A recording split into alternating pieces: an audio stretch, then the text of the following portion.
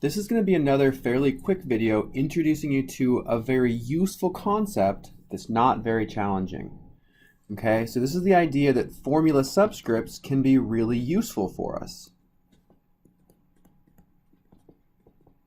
Okay, so if we consider a compound like carbon dioxide, right? So we now know that this molecule looks like this, right? So if we consider our Lewis structure, we know that we've created this from one carbon and two oxygens, okay? And that's essentially the only idea behind a formula subscript, is that this little subscript here tells us how many atoms are built into this compound.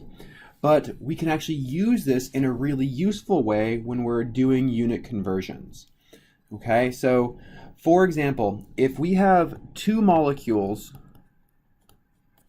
of carbon dioxide and we want to know how many atoms of oxygen we have, we can use this formula subscript to tell us that. Okay, for every one molecule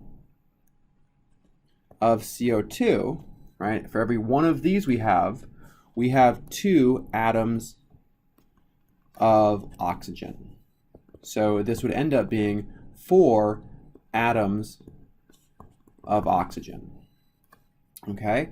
We could do a similar thing if we wanted to figure out how many atoms of carbon. If we have 2 molecules of CO2, and for every 1 molecule of CO2, we have 1 atom of carbon.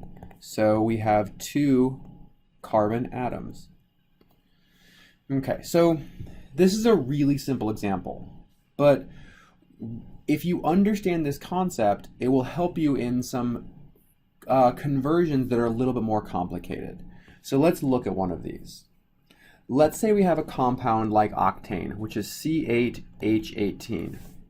Okay, and we have, let's say, 45 moles of C8H18. So the question is how many atoms of hydrogen? So we want to know how many hydrogen atoms are present in this sample. Okay, we can approach this one of two ways. First, we can convert from moles of octane to molecules of octane. And we can use this using Avogadro's number, which we learned in the previous video.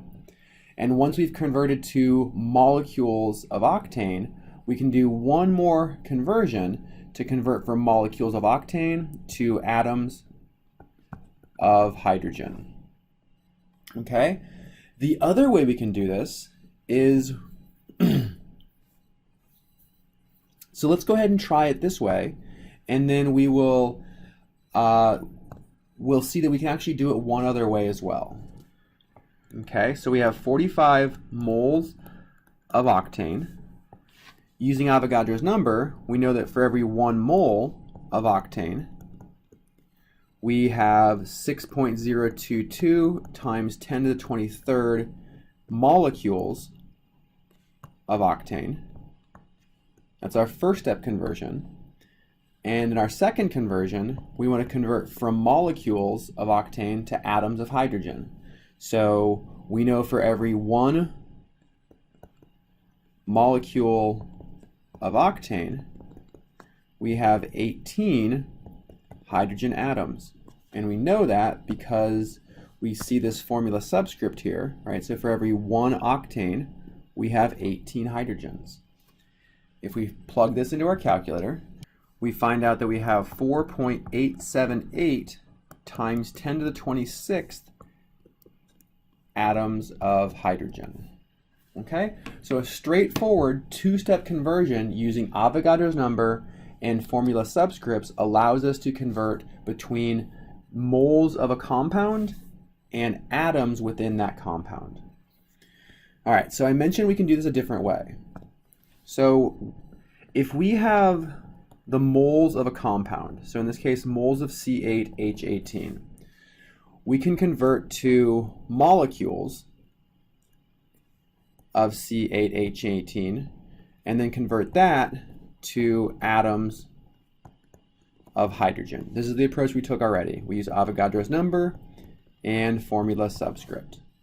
But as it turns out, we can also convert from moles of octane to moles of hydrogen using the formula subscript. And once we know moles of hydrogen, we can then use Avogadro's number to figure out the atoms of hydrogen. So this is the path we took before. Let's go ahead and try this one more time, going in this direction. And if we do our math right, we should get the same number. So we had 45 moles of octane. And we know that for every 1 mole of octane,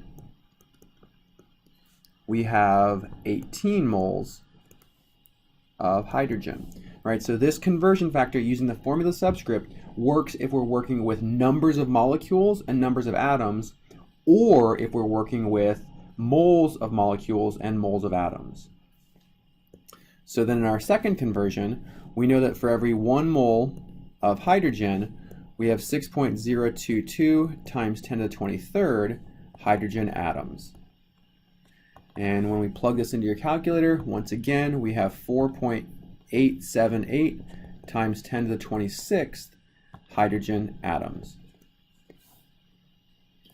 Okay, so 2 fairly straightforward conversions to keep in mind: Avogadro's number and formula subscript.